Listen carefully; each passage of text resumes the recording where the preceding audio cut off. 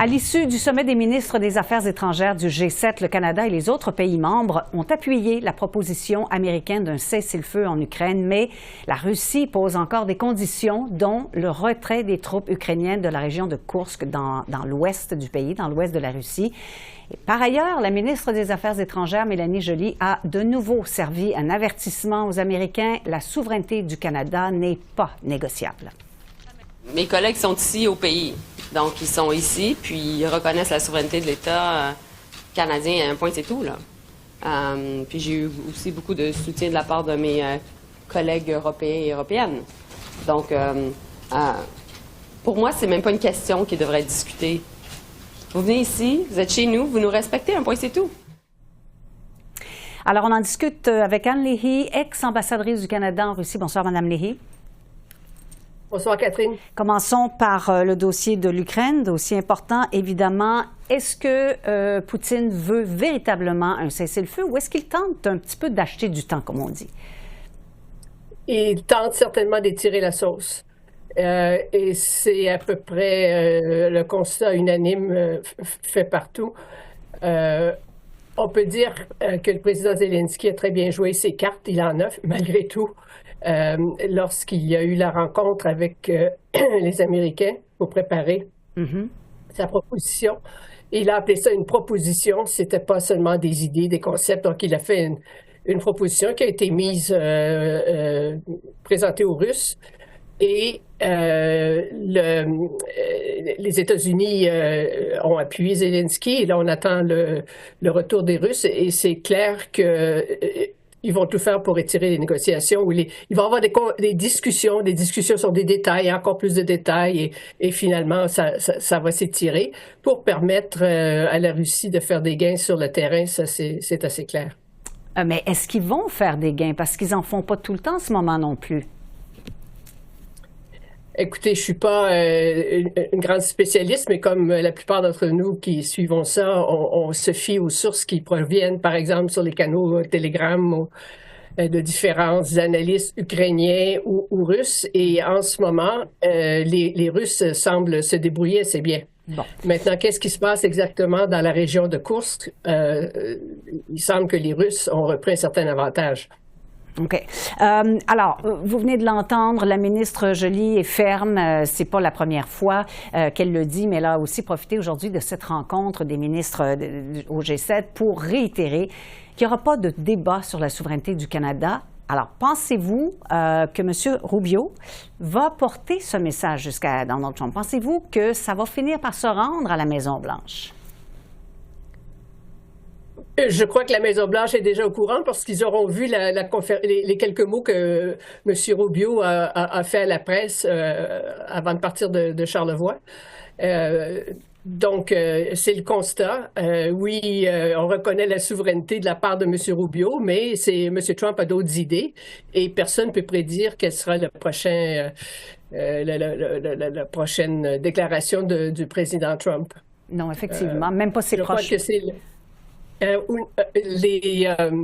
les propos du nouveau premier ministre, Mark Carney, étaient assez clairs aussi sur ce qu'on pense sur les propos américains sur la souveraineté du Canada. Il y a rien à discuter. Bon. Alors, est-ce que le Canada a des alliés dans ce dossier-là? Parfois, on pense que oui. Mme Joly dit que oui, mais parfois, on a l'impression que certains pays sont un peu tièdes. Sur qui on pourra véritablement compter? On aura une meilleure idée, je crois, la semaine prochaine, quand précisément M. Carney rencontrera le premier ministre britannique et le président Macron. Ce qui est sûr, c'est qu'il va falloir, on dit en anglais « elbows up » pour se défendre soi-même, il va falloir se serrer les coudes entre alliés, entre Européens et autres alliés que nous avons dans d'autres régions du monde pour simplement faire valoir que les principes de droit international qui ont été acceptés certainement depuis la Deuxième Guerre mondiale doivent être respectés aujourd'hui. Mais c'est une bataille. En ce moment, c'est intéressant de voir tout ce qui s'écrit sur le côté économique des objectifs de M. Trump. Je crois il y a un objectif beaucoup plus fondamental que ce qu'on a vu jusqu'à maintenant. On s'est concentré sur le géostratégique avec, bon, la Russie, l'Ukraine et tout ça. Mais M. Trump semblerait avoir aussi une idée de refondre, si je peux dire, les accords de Bretton Woods, donc tout le système global, commercial et financier qui a été mis en place au lendemain de la Deuxième Guerre mondiale. Oh. Oui, alors ça, c'est beaucoup plus intéressant et ça explique les tarifs, entre autres. C'est pas sans controverse, évidemment, ce qu'il veut faire, mais il y a plusieurs personnes qui s'y connaissent, qui commencent à détecter un plan assez cohérent, en fait, de la part de l'administration américaine. Oui. Alors là, on aura vraiment besoin d'alliés. Oui, bien justement, puisqu'on parle d'alliés, on connaît le peu d'appétit, on va dire ça comme ça, de M. Trump pour l'OTAN. Le Canada a particulièrement besoin de l'OTAN en ce moment. Oui, c'est sûr. Et nous avons en particulier besoin du NORAD, dont on parle moins, qui est une entente, si on veut, bilatérale Canada-États-Unis pour protéger le nord du continent. Mm-hmm. Alors ça, ce sont des discussions qui vont être enclenchées. Et c'est sûr que pour l'OTAN, il va falloir tenir compte de ce que les Européens seront capables de faire. Si on regarde tout d'un coup avec le nouveau chancelier allemand, je ne devrais pas dire tout d'un coup, mais là, il y a une détermination renouvelée qui ne s'est pas fait sentir depuis fort longtemps avec le nouveau chancelier allemand, avec le président Macron qui a quand même l'armement nucléaire sur le continent, et également les Britanniques. Il y a une prise en charge par les Européens de leurs propres moyens de défense et développer ce qu'ils n'ont pas parce qu'ils se fiaient trop aux Américains jusqu'à maintenant.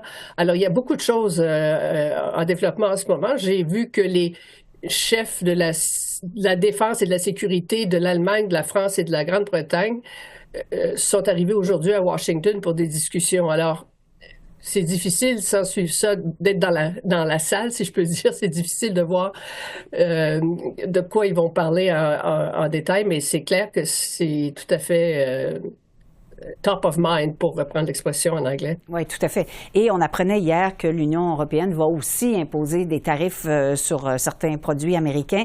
Alors, est-ce que c'est véritablement un effort concerté, ça? Est-ce que ça démontre que l'Europe veut véritablement faire front commun? Je crois que oui, et je crois qu'on veut tous démontrer qu'une guerre de tarifs n'aide personne. Tout le monde est perdant.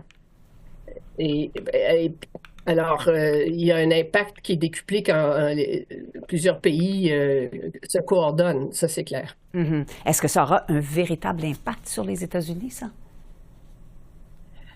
C'est difficile à dire. Vous savez, 2 fois, M. Trump a dit qu'il a admis maintenant, parce qu'on parle de récession aux États-Unis maintenant et la bourse ne performe pas pour lui rapporter beaucoup d'argent en ce moment. C'est le moins qu'on puisse dire. Il a dit déjà que oui, il y aurait des choses à endurer à court terme, mais c'est pour un objectif de plus grande richesse à long terme. Short-term pain pour long-term gain, est l'expression. Et donc, il prépare, je crois, le terrain pour ça. Oui, mais ça ne veut pas dire que les Américains, je parle des gens ordinaires, les petits investisseurs, par exemple, vont avoir la patience d'attendre quand même.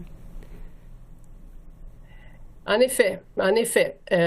Mais quand on regarde les taux d'approbation du président Trump, en général, il n'y a pas vraiment de baisse en ce moment. Oui, effectivement. Il y a bien des analystes qui disent qu'il y a plus de la moitié des Américains qui sont déçus de l'administration Trump, mais ça veut dire que la moitié est encore contente. C'est quand même beaucoup.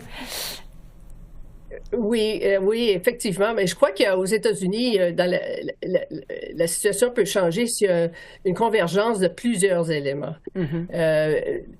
Les mesures qu'il a prises, c'est passé un petit peu sous le radar, mais moi, ce qui m'inquiète, en tout cas plus qu'autre chose, c'est les mesures de de revanche, il n'y a pas d'autre mot, contre les cabinets d'avocats Oui. qui acceptent de défendre ceux qui sont visés ou qui ont été visés dans le premier mandat par l'administration Trump.